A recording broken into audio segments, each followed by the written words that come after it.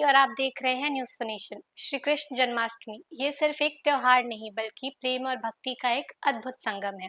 इसी दिन मथुरा की गलियों में नन्हे कान्हा का जन्म हुआ था, जिनकी बांसुरी की धुन से पूरा ब्रह्मांड हर्षोल्लास में डूब गया था। इस दिन पूरे देश की रौनक ही अलग रहती है। मंदिरों में भीड़ उमड़ती है, लोग व्रत रखते हैं, उपवास रखते हैं ताकि वो कान्हा को प्रसन्न कर सके। लेकिन और क्या-क्या चीज़ें हैं जो आपको जन्माष्टमी में करनी चाहिए और क्या-क्या ऐसी चीज़ें हैं जो आपको नहीं करना चाहिए, उन पे परहेज़ करना चाहिए, वो हम आपको बताएँगे आज। हिंदू पंचांग के अनुसार हर साल भाद्रपद मास की कृष्ण पक्ष की अष्टमी तिथि को भगवान श्री कृष्ण का जन्मोत्सव पूरे देश में बड़े उत्साह से मनाया जाता है।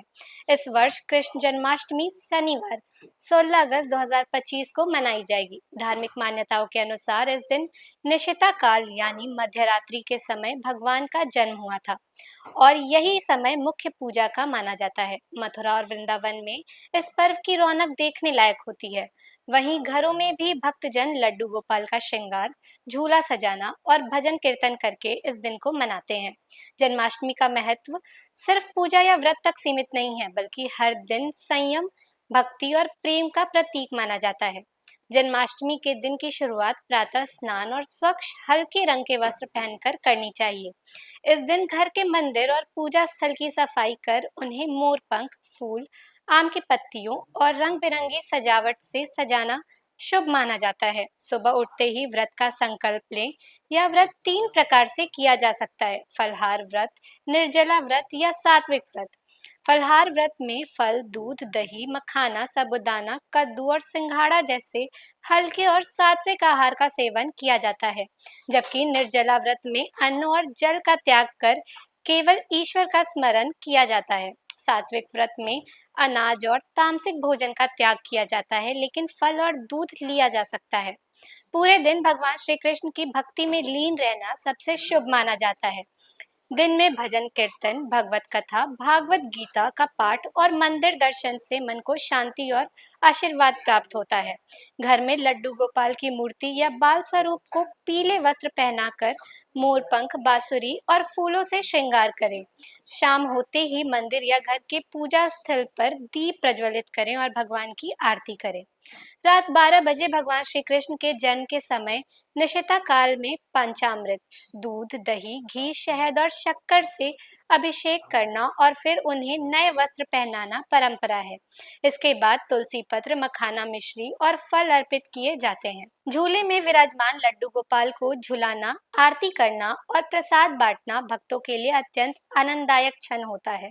इस समय भगवान को पीला या हरे रंग के वस्त्र पहनाना विशेष शुभ माना जाता है। पूजा के बाद व्रत का पारण किया जाता है, जिसमें फलहार या सात्विक भोजन लिया जाता है। जन्माष्टमी का उत्सव केवल घर तक सीमित नहीं रहता, बल्कि सामुदायिक स्तर पर भी मनाया जाता है। कई जगह दही हांडी प्रतियोगिता, झांकी सजावट और नंदोत्सव का आयोजन होता है। कुछ भक्त इस अवसर पर गरीबों और जरूरतमंदों में भोजन, मिठाई और कपड़े बांटते हैं, जिसे अत्यंत पुण्यकारी माना जाता है। इस दिन गायों को हरा चारा खिलाना और उनकी सेवा करना भी भगवान श्री कृष्ण को प्रसन्न करने का एक माध्यम है, क्योंकि वे स्वयं गोपाल कहलाते हैं। जन्माष्टमी के दिन ब्रह्मचर्य का पालन, संयमित वाणी और शांत स्वभाव रखना चाहिए। किसी से विवाद, क्रोध या अपशब्द का प्रयोग ना करना चाहिए। पूरे दिन मन को भगवान के स्मरण में लगाएं और भक्ति के भाव को बनाए रखें। काले रंग के वस्त्र पहनने से बचें, क्योंकि इससे अशुभ माना जाता है। पूजा में प्याज, लहसुन, मांस, मदिरा और तामसिक भोजन का प्रयोग ना करें। व्रत के दौरान अनाज और नमक का सेवन त्याग दें। दिन में सोने से बचें और कोशिश करें कि पूरे दिन मन और तन पवित्र रहे। तुलसी तोड़ना इस दिन वर्जित है, लेकिन पूजा में तुलसी पत्र अर्पित करना अनिवार्य है, इसीलिए तुलसी पत्र पहले ही तोड़कर रख लें। कृष्ण जन्माष्टमी केवल एक धार्मिक त्योहार नहीं, बल्कि जीवन में प्रेम, त्याग, सेवा और धर्म के मार्ग पर चलने का प्रेरक अवसर है। यह दिन हमें सिखाता है कि कठिन परिस्थितियों में भी सत्य और भक्ति का मार्ग नहीं छोड़ना चाहिए। जब हम इस दिन नियम, संयम और श्रद्धा के साथ पूजा करते हैं, तो केवल भगवान का आशीर्वाद ही नहीं, बल्कि आत्मिक शांति और सकारात्मक ऊर्जा भी प्राप्त होती है। मथुरा वृंदावन से लेकर हर भक्त के दिल तक जन्माष्टमी की यह रात ईश्वर के प्रेम से ओत-प्रोत रहती है और हर झूले की थाप, हर भजन की धुन और हर आरती की लौ में श्री कृष्ण का दिव्य आशीर्वाद झलकता है।